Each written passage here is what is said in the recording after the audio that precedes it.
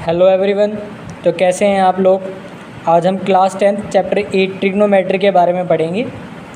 Trigonometry वाला chapter आपकी class 10th में बिल्कुल ही आपके लिए न्यू चैप्टर है। क्लास 9th में इससे रिलेटेड कोई कंसेप्ट था नहीं, बट अगर हम डायरेक्टली ये बात देखें तो कहेंगे कि इससे रिलेटेड कंसेप्ट नहीं है। इनडायरेक्टली देखा जाए तो आप ट्रायंगल्स के बारे में तो जानते ही हैं, तो ट्रायंगल से रिलेटेड इसमें कंसेप्ट आपको मिलेंगे। बस क्या होता था ट्रायंगल वाले कंसेप्ट में, अगर वहाँ पर आपको एरिया निकालना होता है तो आपको ब्रेथ चाहिए और हाइट चाहिए, आप उस ट्रायंगल की एरिया निकाल सकते हो। बट अगर इस केस में अगर आपको हाइट ही ना दी जाए और एक एंगल दे दिया जाए तो आप पहले ट्रिग्नोमेट्री से दूसरी साइड को फाइंड कर सकते हैं और फिर उसके बाद उसका एंगल भी आप उसका एरिया भी निकाल सकते हैं। वीडियो स्टार्ट करते हैं और सबसे पहले एक एग्जांपल के थ्रू ट्रिग्नोमेट्री क्या है उसे समझते हैं। मान लीजिए एक लड़का है रोहन, उसके सामने एक पोल है जो ज़मीन के साथ 90 डिग्री के एंगल पे बना हुआ है।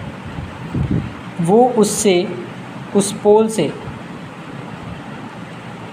4 मीटर दूर खड़ा है।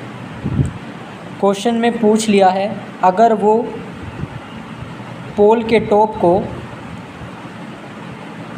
60 डिग्री के एंगल से देख रहा है तो उसकी हाइट क्या होगी। इस केस में वो जानना चाहता है कि पोल की हाइट क्या है, तो हम इसे इजीली निकाल सकते हैं ट्रिग्नोमेट्री के रूल से। बस हमें वहाँ पर एक एंगल चाहिए और कोई भी एक साइड चाहिए, चाहे वो ये वाली हो, चाहे ये वाली हो, चाहे बेस लाइन हो, कोई भी एक साइड गिवन है तो हम इसकी मदद से बाकी की 2 साइड आराम से निकाल सकते हैं। तो यही है आपका ट्रिग्नोमेट्री का कंसेप्ट। दूसरा कहाँ लगता है, सेकंड एक ऑप्शन और है।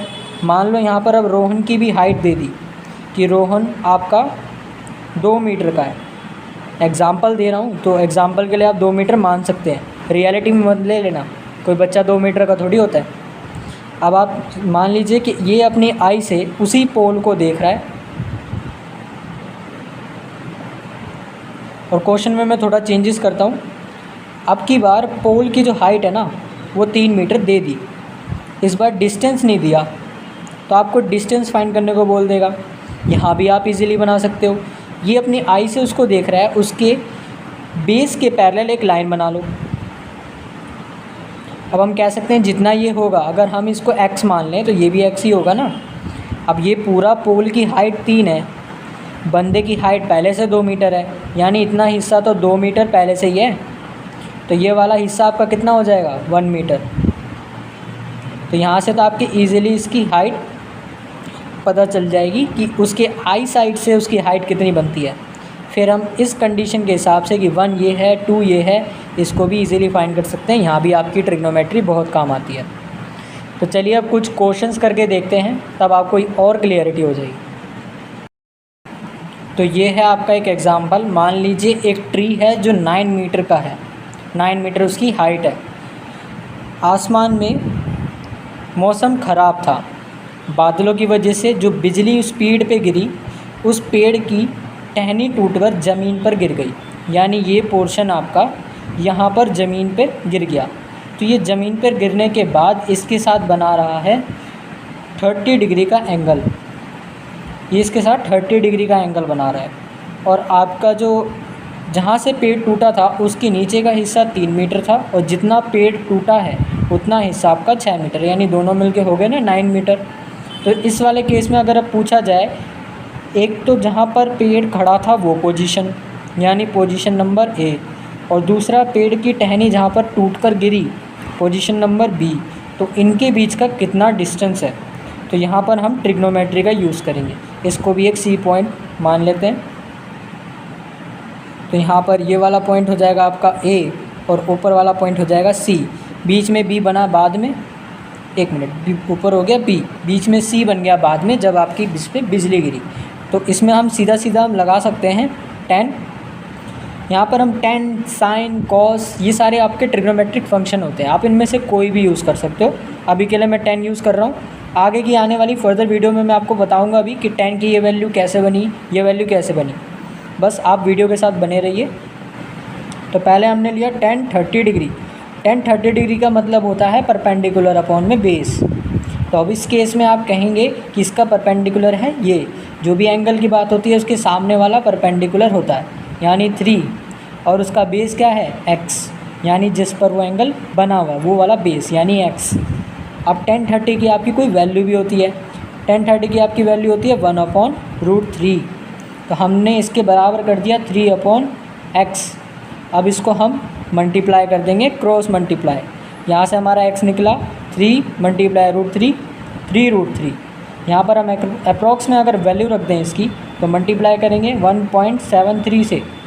अगर हम यहाँ से अब x निकालें तो आपका आएगा 3 3 जा 9, 7 3 जा 21, 2 कैरी, 3 1 जा 3, 5 समथिंग 5.19 मीटर अप्रॉक्स।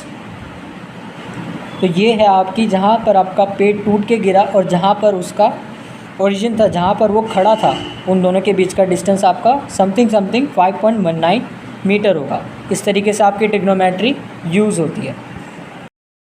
टेबल के थ्रू अब समझते हैं कि आपकी sine theta, cos theta, tan theta, cosec theta, sec theta और कोट थीटा की क्या वैल्यूज़ होती हैं अकॉर्डिंग टू अ ट्रायंगल।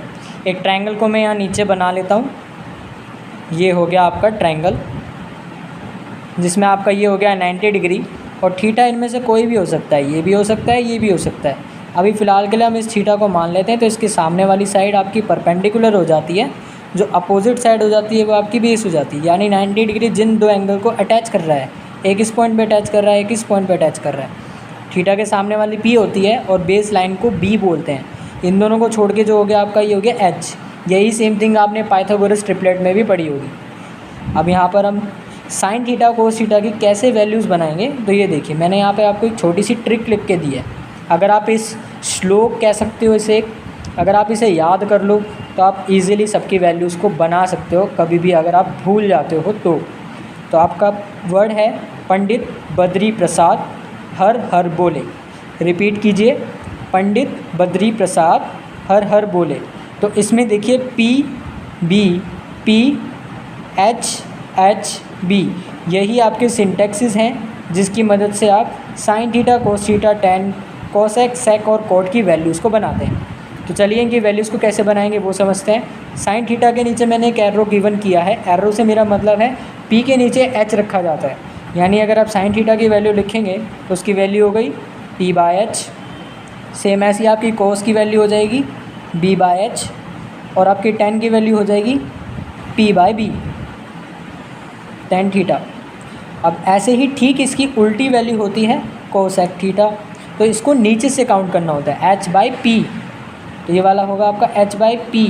फिर आपका सेक थीटा हो गया, नीचे से चलिए h/b, और सेम ये कोट थीटा b/p। तो इस तरीके से तो आपकी ये ट्रायंगल की फॉर्म में परपेंडिकुलर बेस एंड हाइट के अकॉर्डिंग इसकी वैल्यूज़ होती हैं। अब इससे हमें एक रिलेशन और समझ में आया कि साइन थीटा की वैल्यू को अगर हम देखें, ऑब्जर्व करें तो p/h है, ठीक उसकी उल्टी वैल्यू आपकी कोसेक की है h/p। तो अब हम ये भी कह सकते हैं इस रिलेशन के थ्रू कि आपका जो साइन थीटा होता है वो कोसेक थीटा का उल्टा होता है। उल्टा मतलब उसका रेसिप्रोकल होता है। और सेम इसी तरीके से हम कह सकते हैं कि कोसेक थीटा जो होता है वो साइन थीटा का उल्टा होता है। वैसे ही हम कह सकते हैं जो कोस थीटा होता है वो सेक थीटा का उल्टा होता है। देखिए इसमें देखिए उल्टा है बिल्कुल। तो कॉस थीटा आपका सेक थीटा के अपॉन में आ जाएगा। सेम ऐसे ही अगर सेक थीटा की वैल्यू लिखना चाहते हो तो आप 1/cos थीटा भी लिख सकते हो। एक रिलेशन बच जाता है लास्ट टेन और कोट का। तो देखिए p/b है, ये भी b/p है, तो ये भी एक दूसरे के उल्टे होते हैं। तो इस हिसाब से टेन थीटा भी आपका 1/cot थीटा हो जाएगा, और सेम एज इट इज़ आपका cot थीटा 1/tan थीटा के बराबर हो जाएगा। तो ये कुछ बेसिक इंट्रोडक्शंस हैं। अगर आप इनको ध्यान में रखकर इस वीडियो को 2 बार रिपीट करके देखेंगे तो आपको ट्रिग्नोमेट्री के सारे कंसेप्ट रिवाइज हो जाएंगे और सारे अच्छे से पक्के हो जाएंगे। फिर अगर आप एक्सरसाइज पे फर्दर जाते हैं तो आपको प्रॉब्लम नहीं आएगी, इजीली आप क्वेश्चंस को बना पाएंगे। Thanks a lot for watching our video.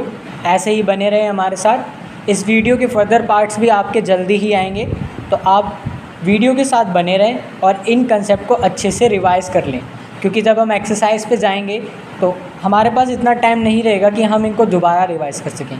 तो आप इस वीडियो में आज के आज इसको बिल्कुल पक्का करके जाएं, और अगली एक्सरसाइज पे हम जैसे ही पहुँचेंगे तो उसका इंट्रोडक्शन भी आपको इसी तरीके से मैं दूंगा। और आपका चैप्टर इसी सिस्टमेटिक ऑर्डर में चलेगा और आपको पूरा ट्रिग्नोमेट्रिक चैप्टर अच्छे से आ जाएगा। फिर आप नहीं बोलेंगे कि ये चैप्टर तो पता नहीं क्या चैप्टर है, 10th क्लास में कहाँ से दे दिया। डोंट वरी यार, मनीष सर है ना, आपको बिल्कुल भी इस चैप्टर में डाउट नहीं रहेंगे। और जाते जाते वीडियो को लाइक शेयर कमेंट ज़रूर कर देना और चैनल को सब्सक्राइब कर लेना। मिलते हैं अगली वीडियो में, बाय बाय।